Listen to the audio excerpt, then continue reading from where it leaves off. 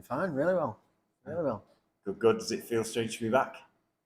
Feels good to be back. I won't lie to you. I've only been here probably once or twice. One was in the Legends game, and I think the other one was just to see the manager. Other than that, I've not been back, and it's good to be back. Okay. Obviously, we've been looking around the grounds. I think pretty much every other shirt you've signed somehow. Yeah. I think signature happy. I think I were at the time. But yeah, it's nice to look at all your stuff that you've done. Oh, good. Yeah, fantastic. You joined FC in 2010. You joined from a very successful Curzon Ashton side. Is it true that Margie tried to poach you a couple of times? Yes, he did. Yeah. Well, I don't know how true it was, but the manager at the time at Curzon Ashton was obviously Gary Lowe. Around about Christmas time, they said that they put a bid in for me, but I don't know how true that was. Obviously, Gary Lowe at the time said to me, "So can't you just wait till the end of the season?" And obviously, my contract was up by then, so I said I'd do that. I've always played loyalty with managers and stuff. That's probably been where I've been my downfall, really. But I've always been loyal to the people I've played for. Okay, I mean, we were looking at one of the photos in the tunnel before, and it was the 2008 Cup final, FC between Curzon and Ashton. You were playing for Curzon Ashton that night. Yeah. Any memories? Yeah, we got beat. Yeah, I remember at the time I used to be good mates with Josh, and is that Josh Howard? Yeah, Josh Howard. He scored the winner, and obviously Platty scored the penalty. I ended up being Platty very good. Still, I'm good mates with Platty. It's just like you say, it was not nice losing a cup final, but some of the lads who I've played with since, obviously it wasn't that bad really. Okay, I mean, I was sort of there. I was in that sort of big stand. It's quite an atmosphere, wasn't it? Yeah, it was good. It was just like saying at the time. Obviously, if you look at Curzon's pitch now, it's like a carpet. At the time, there it was like Blackpool Beach. They did having really big problems with the pitch, and I don't think it was a good cup final. Obviously, from the spectator's point of view, because obviously the pitch, but the goal that did win it was good enough to win any game, wasn't it? Yeah. And obviously, you're a United fan. Did that influence you in any way coming to FC? Yeah, probably did. Yeah, it's like you say, I could have signed for a few other teams, but like you say, as soon as FC United came in, it was going to be no. I said to Gary Lowe at the time, I said I'm just going to go without, and it needed a fresh challenge. I've been at Curzon for 5 years, so it was probably the right thing to do.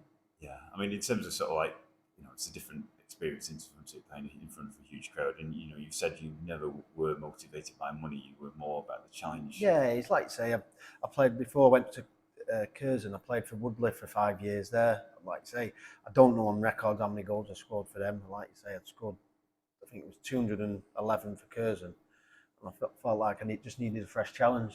Like I say, I'd done 5 years at Woodley, 5 years at Curzon, and I ended up doing 5 years at FC. Yeah, and how did you find yourself at Woodley? Obviously, because you had some sort of quite high level trials, didn't you? Yeah, when it was, I played. When I was 15, I was just like playing pub football and stuff like that, and till I was 16. Then one of the lads just said, "What? Come down to East Manchester." And I did a season with East Manchester, and I scored 50 odd goals or something like that. So then I'd signed for Droylsden. It was in the conference at the time, and we played. It was when the fuel shortage. Remember when there was a fuel shortage years ago, and John Flanagan at the time was a Woodley's manager, and said, "Could you come and dual reg with us and play for us tonight?" I ended up, I think I might have scored 2 or 3 in the first game, and they were playing Prescott on the Saturday, and I scored another one. So I ended up, because obviously I enjoyed just playing football at the time. I thought I'll just stay there. Then give it a couple of weeks. I'd had like Bury, United. There was Stockport. Then I ended up going on trial at Notts Forest, and Bury wanted to sign me, and I hurt my back in training. So what they'd done, they said, right, go home on the Thursday, come back on the Sunday. So I got all my stuff ready to go back on the Sunday night. Then my mum's boyfriend at the time, well, my mum's boyfriend now, he told me, he said, he's working in Nottingham anyway, so on the Monday, so he'll take me. So I got up on the Monday morning, and the chairman said to me, "Oh, hang on, look at Sky Sports News. David Platt's got the England under-21s job, and he took me, Steve Wiggler." So I said, "Well, what's gone on now then?" So he said, "I think the deal might be off, because obviously David Platt wanted to sign me." And I rang Berry back and said, "Is that deal still on the table?" And they just signed John Newby from Liverpool. So that I just went back playing with Woodley then. Yeah. So then I got sold from Woodley to Curzon Ashton. Okay. It was a bag of chips and a kebab or something. Sounds a bit more than that. Yeah. So you got off to a good start with FC. 2 goals in an away win at Marine. Any memories from that day? Yeah, like I say, it was my first league game. Obviously, we took good support down there, and all I can remember from the game is one of them was a penalty which I took, and the keeper at the time, and I think it might have been the last game I played for Curzon, and I took a penalty, and he kept going to me, "You're going to go there, you're going to go there." I said, "Right, I'll go there then," and that which I did. Yeah. And he dived the other way. So that's like the one memory I can actually recall from that game. But other than that, it was a good debut, really, wasn't it? And that kicked off a fantastic season for FC, because you scored 32 goals in about 50, I think it was about 56 games. It's about a goal, 2 goals every 3 games it was. You were made captain in the new year, just after New Year's Day, and your scoring ratio actually increased. Do you think being captain influenced your game and made you take more responsibility in some way? Not really. Probably looking back at it, I wouldn't have known, but because you've got captain's armband, you seem to do more than what your normal job is, and you probably are right. I probably did try a little bit harder, and I probably give some of the lads a little bit more jip and stuff like that, thinking that I had to do that because I was captain. But I've never really been a captain as such. Like the likes have got the Chaddy and stuff like that, go for a brick wall, and like you say, I played with Dave Birch for years. They're to me what a proper captain is, a talker on the pitch and stuff that I wasn't. I wasn't the most gifted of footballers. I just give 100%, and that's what I ask as my players now. Don't mind you not try like giving the ball away, but try and get the ball back as soon as possible. And that was always my work rate and mentality. Yeah, but I mean, I think that was sort of like the key to so much of success. I mean, effectively it was around just 100% effort, and that surely was something that was seen as a captain's attribute. Well, that's what I was obviously, like you say, I weren't the gifted of footballers, but I'd give 100%, and that's what you can't as a fan. If someone's playing, he's giving 100%, you can't really have a go at them. So. No, I mean, obviously that season, and we can't not talk about it, it was a Rochdale game, and that was an embodiment of your game, wasn't it? It was like literally the dying moments of the game, going right to the end, and basically sort of like scoring a goal. We'll start at the start. Can you tell us about sort of the day? Well, obviously the day we went to, I was at work, I can't remember where I was working, but I think we met up in the afternoon and we went to an hotel, and obviously we had a pre-match meal and stuff like that. Then we ended up going in the coach up to the ground and stuff like that. It was bonfire night, wasn't it? So all the fireworks were going off over like Scotland and stuff behind, and it was like I say, it was like being a proper footballer. Turning up, you got the cameras there and stuff like that. When you're walking past, and you got the FA Cup there in the changing rooms, you just knew that it was. Then we went had a warm up, and obviously you could hear the fans cheering and like singing songs and stuff. But it was when we came out, like obviously to walk out for the actual game, had the air standing up, and everyone was singing and stuff like that, and you just look at it, you think that's the nearest thing you're ever going to become to play against for United. It's unbelievable. Yeah, I mean, obviously, I know a couple of players have said that playing in front of FC's put their hairs on the back of their neck. Is that the first time it happened for you? No, not really. No, it's like you said, like the first game when we played in St. Pauli, that was exactly the same, and it was obviously it's a different experience playing for, like you say, I played for other clubs. You might have 200-300 people watching and stuff like that. This was like I said, there was 7,000-8,000 there or something, and Rochdale was at home. We just took over the joint, didn't we? And you know what I mean? It's a different experience. Same again with the Brighton game. It was just obviously I know it was a Category C game. Yes. I say obviously a bit fuming with that, like, but even so, I think how many was there? 1,000 or something? 900. That away and there was just rocking. It was just a shame there was further afield than what there was. Obviously, it was a tight ground. Yeah, I mean that came after the Rochdale game. When we went a goal ahead, what were you thinking? To be honest, I thought we were going to win. From when I woke up in the morning, I thought we was going to win. There was no like thing I'm going to say, oh, we're going to get beat here or something like that. I just looked in the tunnel and I just thought, they're not going to be better than us. So at the time, I think we had a good team. I don't think, obviously, during the league campaign, I think we was near the bottom when we was in that FA Cup run. Then obviously, I didn't think, especially when Jake scored the second, I thought they're not going to come back from this. Like you say, Ben Deegan's running off with top off and stuff like that. But like you say, but when they did get the 2 goals and stuff like that, it was when I got the ball, I played it to Jerome. I thought, you have a little run with it down there. I thought, we'll hang on here, we'll get a draw. So then, obviously, I've come running at the side here and he's played it, and I thought, I've got to run on the end of this here now. We can't feel my legs as it is. So then it's gone into a bit, obviously, the melee and stuff like that. I pushed the lad in. I honestly don't think that he had fully control of the ball. It was a foul on the defender, what I thought he might have given. I pushed him, I thought, we're a bit of time wasting. We'll see the game out as obviously 2-2 and we'll get a replay. Obviously, the referees carried on and obviously the rest is history, isn't it? So, I mean, just running through ahead if he can, the defender's out of the way, the goalie's on the floor, he's not got full control of the ball. I didn't think he had full control, but like you say, goalkeepers are always going to say that, oh, I had it under control, and the forward's going to say, no, he didn't, and stuff like that. I honestly didn't think he did have full control of it. But I mean, basically, all I can imagine basically is just time slowing down, and you thinking, wait a minute, there's a chance here. I don't know what I did. Honestly, it's one of them out body experiences. I just turned around, like say when you see it on the video now. I remember everyone jumping onto me. I think Carl Monroe smacked me in the head, and I was on the floor. Then obviously all the fans come running on and stuff like that. It was just like I say, it's one of them experiences that not many people will experience. Yeah, I mean, you can imagine the look on your face as you're running down, because you ran down the touchline towards the halfway. Obviously, these are exhausted legs, but you found the energy to absolutely belt it down the touchline. I remember going to the halfway line. I said, "How long's the ref do?" He went 10 seconds. I thought that's the longest 10 seconds ever. Like you say, they did another 1-2, then they blew the whistle, and Jerome's come running over me. Got him on my shoulders, and Jimmy Oldham's flooring me on the floor. But like I say, it's good times. Yeah, and that set up, obviously, as you mentioned, the Brighton away game.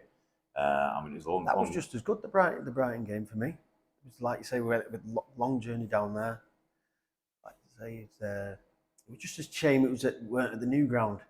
Like you say, it was at that Withdean Stadium, weren't it? You had to walk a long way just to get onto the pitch. You had to come past your fans, but our fans that day was unbelievable. Like you say, that was just as good as the Rochdale game for me. That. It was a different game as well, wasn't it? Because we had to be so cagey. We knew what they had. I thought we played really well that game.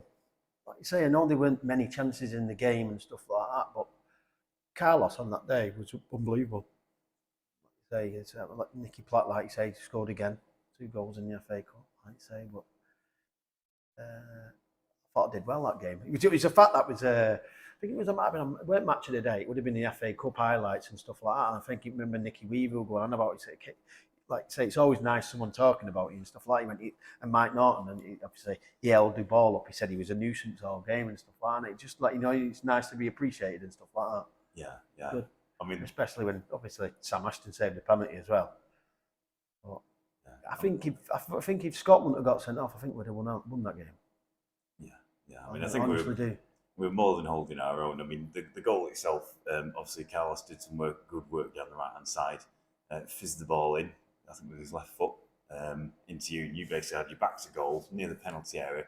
Did you see Nicky running? Yeah. As soon as the ball was coming into me, I knew he was running on. So, like you said, I just wanted to get that first good touch, put it under control, and obviously shield the defender off. As soon as I touched it to him, and he'd shot, and it's one of them ones when you turn around just hoping that it's gone in, and you've seen the keeper and it's gone in the bottom corner. And it was just one of them ones thinking, God, I've got to run after him now.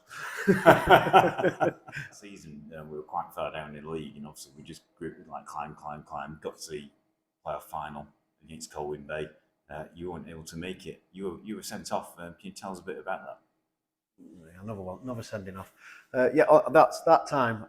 I did nothing wrong on that one. There's a few over the years where I've done petty things, but that one, I actually, even you've seen it on camera and stuff like that. I was actually getting up. She's saying I've like needing, but I didn't. No blinking. But that Colwyn Bay game, I've got sent off, gone in the changing room. I've absolutely just trashed the gaff. Started launching everything about. Then about 2 minutes after, Jerome comes walking in. I went, "Was it finished?" He went, "No, I've been sent off as well." Yeah, it was Chase Town. Is it Chase Town? Yeah, the 16th. And it was unfortunate because of I think the FA Cup run, we had about 4 games in something like 12 days or something crazy like that. So we eventually sort of like we're just playing game after game, and you must have had quite a long ban, obviously, to take you out from the Chase Town game. Yeah, I must have been sent off twice then, so that's why they've been a longer ban. I must have been. Yeah, we had 5 games in 13 days. Bizarre anyway, and best of times, isn't it? But did you travel to the game? Yeah, I was at the game. Yeah. Remember seeing all there was all, like you say, we just took over the joint anyway, didn't we? But all that field at the top, I remember them just like there was like loads of trouble on it because obviously I don't know if there was Colwyn Bay fans.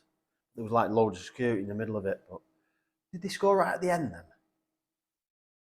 So it's one of them games where you just think if I would have played, we'd have won that game. Yeah, it was unfortunate going into the game that both you and Jerome were sort of our primary threats. Obviously, we still had Matty, but you and Jerome basically part of that 3 who scored those goals, were both suspended, and it really. Yeah, it's one of them ones where you look back at it and you think if it had been played, it could have been a different story. But it's like in hindsight, that though, isn't it? Yeah, and as we discussed before, basically, obviously, playoff joy wasn't something that has come to FC. You'd experienced kind of heartbreak with Curzon. 7 years on the bounce. It was either the semi-final or the final I've been beaten. It's like you say, it's not a very good feeling. The next year, you're automatically thinking, "Oh, it's going to be another year." And even in my management, we ended up playing a playoff final or get beat in the final. You know what I mean? It's just playoffs are no good for me. Yeah. Do you think we were jinxed? Probably, yeah. We drove over a few cats in the past. So, I mean, the following season, we were up against reformed Chester, who run away with the league. I think they got over 100 points that season. We ended up in the playoffs against Bradford Park Avenue. We'd beaten them 5-2 home, 5-2 away. It was one of them games where we turned up, I think, expecting to win. And we actually, as the players, just turned up thinking that we're going to win. We didn't play the game. We let our emotions get the better of us. I think we just thought we were just going to turn up and win. And it weren't. It was, like you say, we'd beat them twice by silly scores. And obviously, Reevesy, weren't it? Yeah. I mean, did you, was there any sort of reason why you thought just purely on the basis of the games? It's just when you've played someone twice and you just get into that mentality, you just think, well, you beat them 5-2. Was it 5-1? 5-2 for both times. You just think, well, we'll steamroll these. We've got better players than them. But it's whoever wants it on the day, isn't it? It's a cup final. Say they wanted it more than what we did. No, it's hard to say, but they did. And like you say, the Greavesy got the winner, and obviously he ended up coming to us anyway in the end. But it was probably one of the worst games I played in. You know, it's like because we was going there expecting to win, and no one has a given right to win any football match. You've got to earn the respect first, and we didn't. Yeah. Unfortunately. Yeah, I mean the next season, so we carried on our playoff heartbreak. You grabbed a goal back. We were 2-0 down though by that point against a very strong Henderson side. Did you ever get to the point where you thought this is never going to happen for me? It was just there was a few things on that day.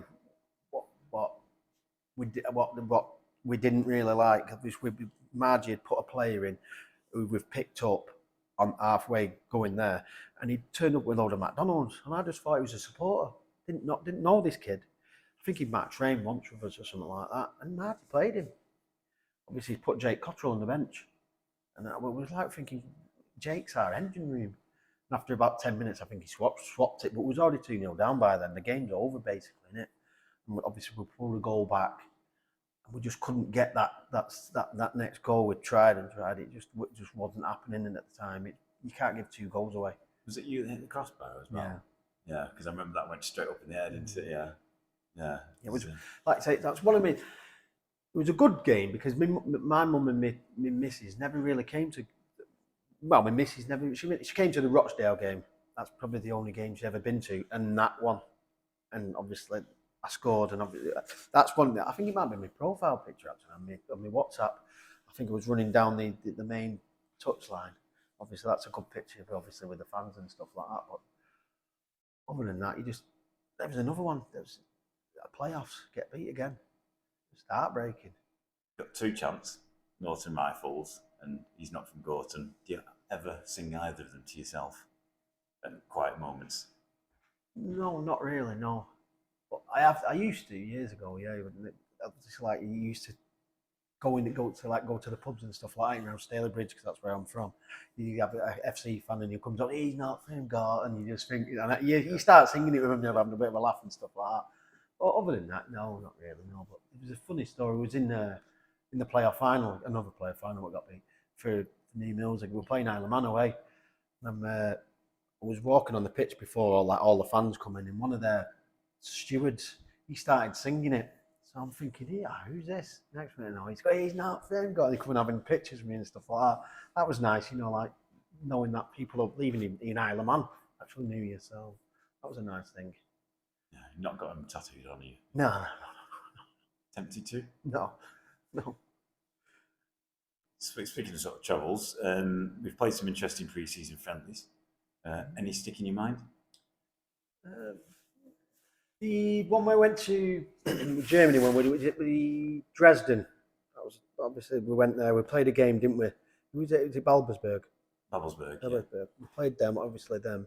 Then it was gutted because we actually went to the ground, and it's basically it's like playing on the darts games? Bullseye. Oh, look at what you could have won. They've turned the lights on. The pitches that have flooded. They're saying this is what you could have played on tomorrow. I think I don't know how many thousand they'd sold, but they sold a fair few, didn't they? So that was a bit of a sickener. But the first game I played for FC was probably the best one. When we played St. Pauli. Like you say, I'd left Curzon, then they was playing. I think it was a week after Curzon had allowed, because obviously I was still on contract. They had allowed me to play in this game, so I did one training session with them, met all the lads and stuff like that. And they obviously went to the Germany one. Obviously, I scored in that game. That was my first goal. And that was when I knew I'd made the right decision. When you obviously would hear all the fans and stuff like that. It was a good trip. That. Yeah, you know quite a few of the players already? I knew a few of them. Like as soon as I turned up, like Sam Ashton was joking and stuff. Oh, this is where our budget's all gone to and stuff like. Well, cheers, mate. Like Ben Deegan and stuff like that. But other than that, yeah, I knew of obviously because I've played against them. But it was good trip that. Okay. Speaking of other players, it's a tough one. This one. You were with FC for 5 seasons. Could you name your favourite number 7? So basically left wing, right wing, number 10. I'd have to say Carlos Roca. Number He's 7, got to be in that. You could look at like the Linneys. You could look at Stephen Johnson. He was a great little player. I like playing with him. But I'd have to say Carlos as a number 7. Wolfie played just in behind him a little bit more. Rocker was mainly on the right, wasn't he? Left, I'd probably have to say, you're going to have to say Jerome, aren't you? You're going to have to. Club legend, isn't he? Got to play with him. 10. Like I said, I didn't play many games with Reeves. Like you say, we was a bit like I'd play a few, he'd play a few. We never really played as a couple, like as a joint two. Like I say, I wish I'd obviously played a lot more with Greaves and stuff like that. I'd probably say Ben Deegan. Just battling around money. I love playing with him because everyone would go to him. Yeah, like long balls. I didn't realise I could jump high and win headers.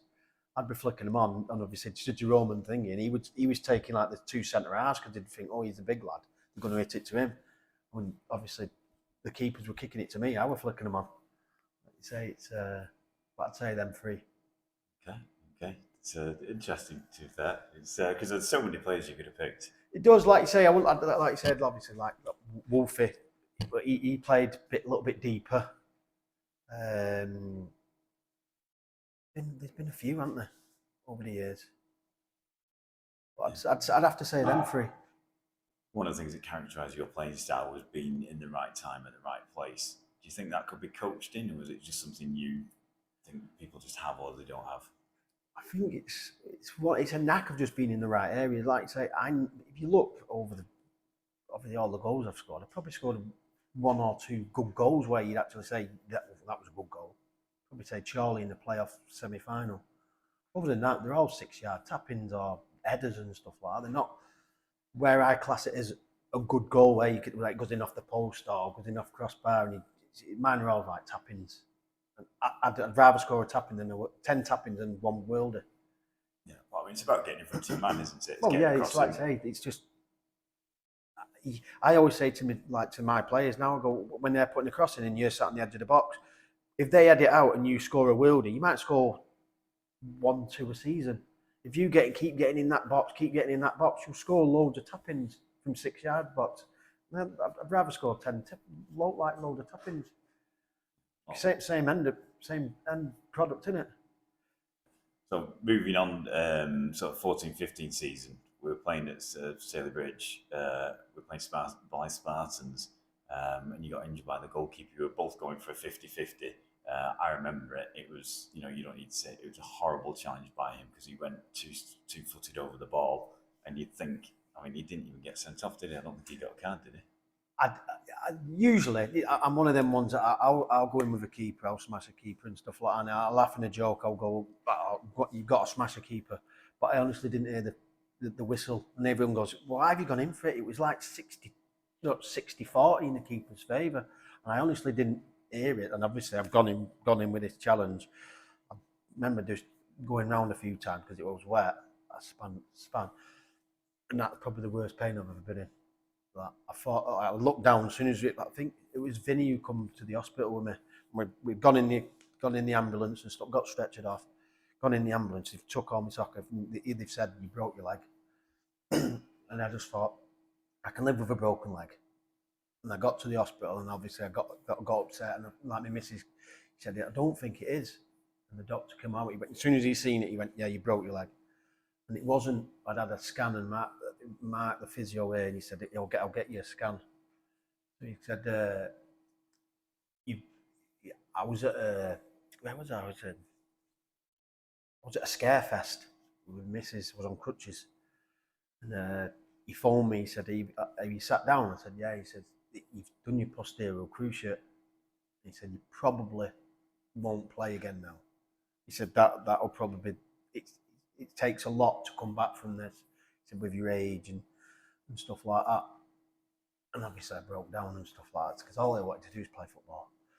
And I thought to myself, I said, I will come back. And I came here every other day, and obviously training on my own and stuff like that. And all I wanted to do was train with the lads. And it wasn't, I was training with Nick every day, just come every other day. And I was always on my own, and you've seen everyone else training outside and stuff like that. And all you wanted to do was get involved and stuff like that. I was getting better and better and stuff like that. It was the fact that I think we played Glossop. I played a game. Like I say, I was never right.